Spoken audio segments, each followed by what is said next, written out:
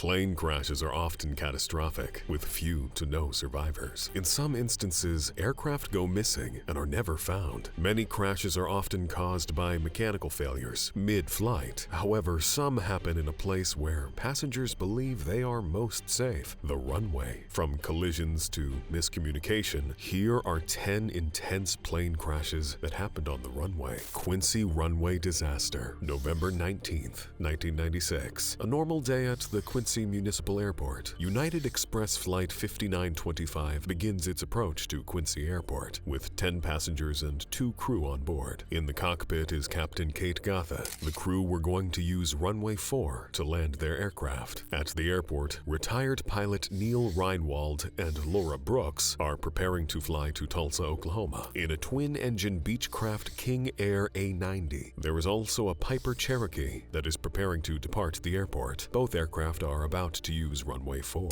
At the time, Quincy Municipal Airport was an uncontrolled airport, meaning it did not have a control tower. Pilots were expected to announce their every move over a common frequency, so that all airplanes operating in and around Quincy would know their intentions. On approach, Captain Gatha inquires whether the King Air will hold short of the runway or depart before their arrival. After receiving no response, she calls again and receives a reply from the Cherokee that they are holding short of Runway 4. However, due to a simultaneous sound emitted by the ground proximity warning system in the 1900's cockpit, only part of the transmission is received by the 1900. As a result, the United Express crew misunderstand the transmission as an indication that neither the King Air nor the Cherokee would take off until after Flight 5925 has cleared the runway. 5 p.m. Flight 5925 touches down on the runway as Neil Reinwald pushes the throttles forward for a takeoff. In a split second, the King Air plows into the side of the 1900, severing both planes' fuel tanks and triggering a raging fire. The two planes skid to a halt on the edge of the intersection, surrounded by flames. Those aboard the 1900 are alive. However, the crash has deformed the door frame, causing the door to jam. They're trapped inside as the plane is engulfed in flames. All 12 souls aboard the plane perished. Neil Reinwald and Laura Brooks also died in the incident. Third time's not the charm. February 10th, 2011. Manx 2 Flight 7100 is scheduled to land at Cork Airport in the Republic of Ireland. On board are 10 passengers and 2 crew members. The weather is terrible, as a thick fog engulfs the airport. The crew has already tried to land twice, but have aborted on both occasions. The plane has been circling the airport for the past 30 minutes, waiting for conditions to improve. After the long wait, the air traffic controller informs Captain Jordi Sola Lopez that the fog at the airport has lifted slightly, with visibility at 500 meters. The plane is cleared to land. As the plane makes its final approach, the unexpected happens. It rolls hard to the left, almost 90 degrees. It then rolls to the right,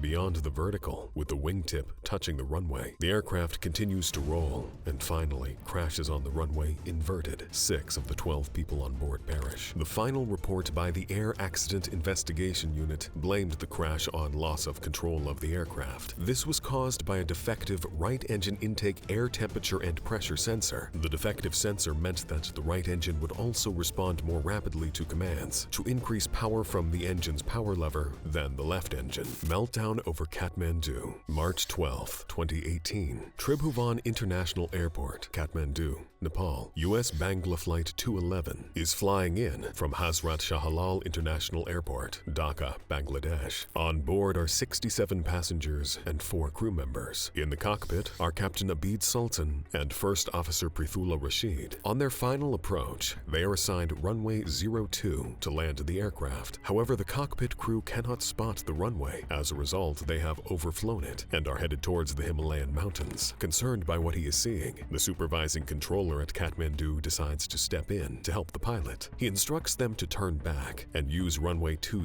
The pilots turn the plane back towards the airport. However, it is not lining up with the runway. Again, the crew cannot spot the runway. As the control tower directs the crew, they spot the runway and head towards it. Things are about to go south very quickly. The supervising controller notices that the plane is lining up for the taxiway. The pilots try to adjust their plane to line up with the runway, but it is now headed straight for the control tower. Luckily, it flies past it, narrowly missing. The pilots desperately try to land their aircraft safely on the ground. However, it skids off the runway, crashes through the inner perimeter fence on the edge of the airport. airport and slides down the rough slope, disintegrating into pieces before crashing into a field and bursting into flames. Of the 71 passengers on board, only 22 survived the ordeal. The official report by the Civil Aviation Authority of Nepal concluded that Captain Abid Sultan was responsible for the accident. According to investigators, the pilot was disoriented and lacked situational awareness. The audio recorder revealed that the captain had not slept the previous night, causing him to suffer mentally throughout the flight.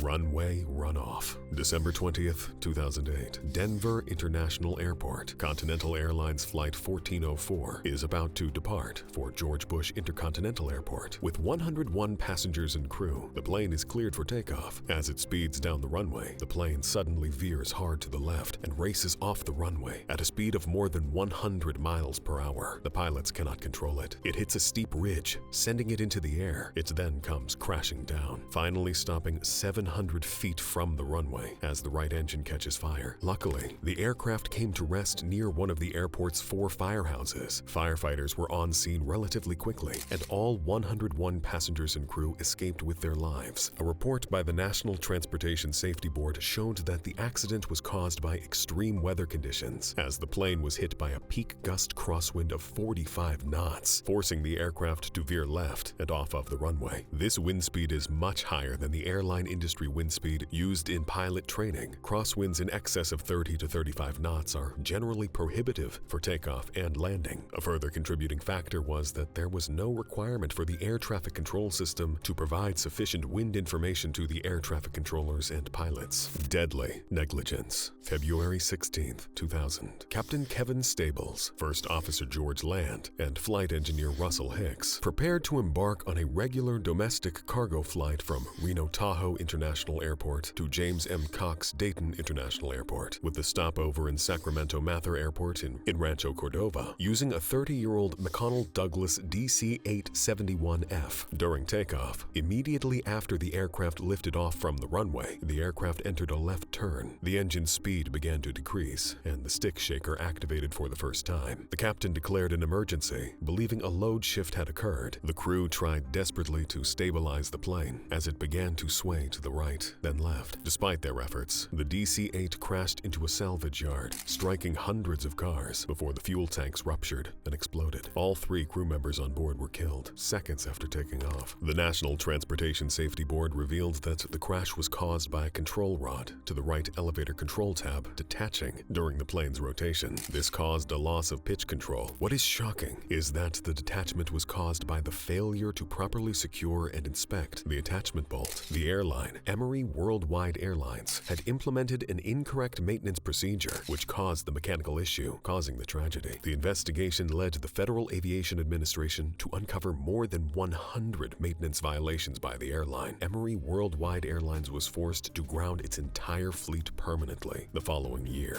Manchester runway disaster. August 22, 1985. British Air Tours Flight 28M is about to take off from Manchester Airport, England. On board are 131 passengers and 6 crew members. The plane is ready and cleared for takeoff. As it speeds down the runway, the pilots hear a loud thump coming from underneath the plane. The captain orders an abandoned takeoff and activates reverse thrusters, thinking a tire has burst. Fire warnings sound in the flight deck 9 seconds after the thump is heard. Fuel had been spilling from the left wing from the moment the first loud noise was heard. That fuel had ignited on contact with flames from the hole in the engine combustion chamber as the aircraft began to decelerate on the runway. The plane then comes to a halt off the runway, with everyone on board alive. However, the smoke coming from the flames fills the plane. In total, toxic smoke and fire leads to the deaths of 53 passengers and 2 cabin crew aboard Flight 28M. Air Accidents Investigation Branch was in charge of the investigation and concluded that a combustor can on the port engine ruptured. A section of it was ejected forcibly into an underwing fuel tank access panel, allowing fuel to spill on hot combustion gases from the engine and causing the fire.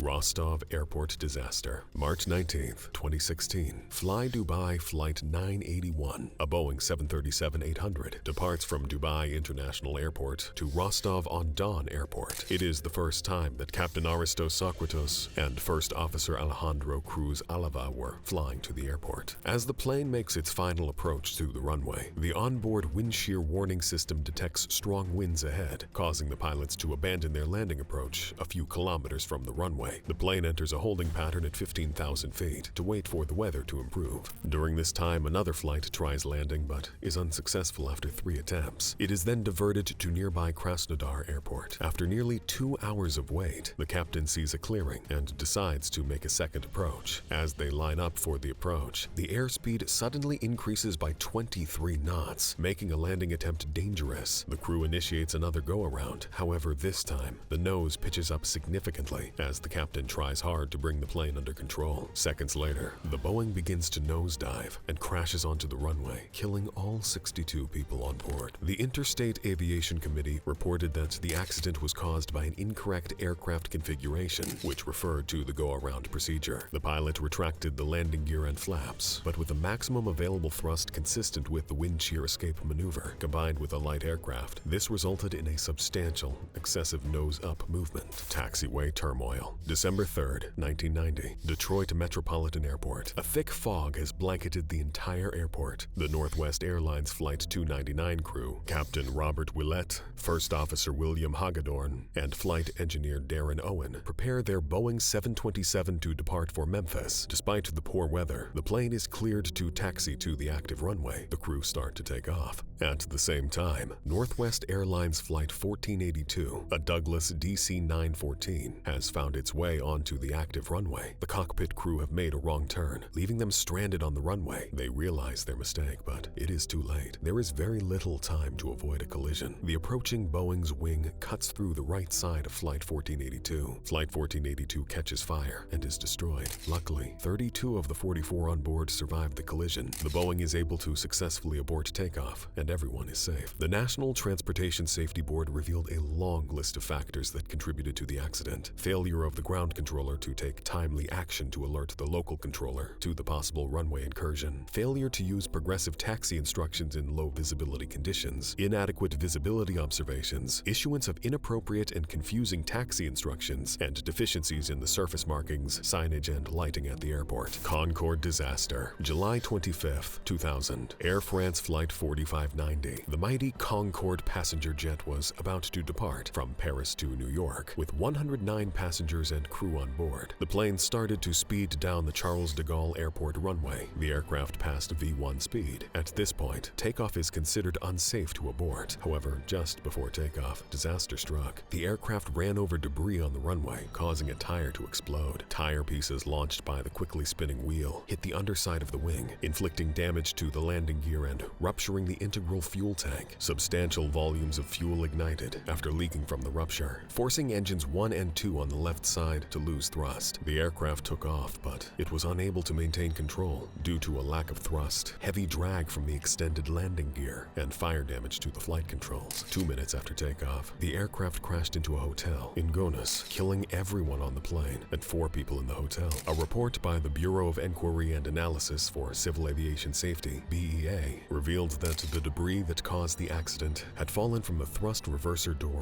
of the engine of a plane that had taken off from the same runway 5 minutes earlier. Line 8 airport disaster. October 8th, 2001. Scandinavian Airlines system Cessna Flight 686 is about to depart from Line 8 Airport. A thick fog around the airport has reduced visibility to 200 meters. With 110 passengers and crew on board, the plane is given the green light to take off from runway 36R. At the same time, a Cessna Citation with 2 pilots had been instructed by a different controller to taxi to the main runway, which runs parallel to runway 36R. The collision is inevitable. Flight 686 loses its right engine during the impact, but still takes off. Reaching an altitude of about 40 feet, the remaining engine loses some thrust due to debris ingestion, causing it to crash into a luggage hangar, which was near the runway's end, killing everyone on board. 1 of the 4 people in the Cessna was killed on impact, while the remaining 3 died in the subsequent fire. Sadly, the crash also took the lives of 4 ground personnel. An investigation by the National Agency for the Safety of Flight did not place all the blame on the Cessna, which got lost in the fog. The report noted that the airport was operating without a functioning ground radar system, and motion-sensing runway incursion alarms, although present, were deactivated to prevent false alarms from vehicles or animals.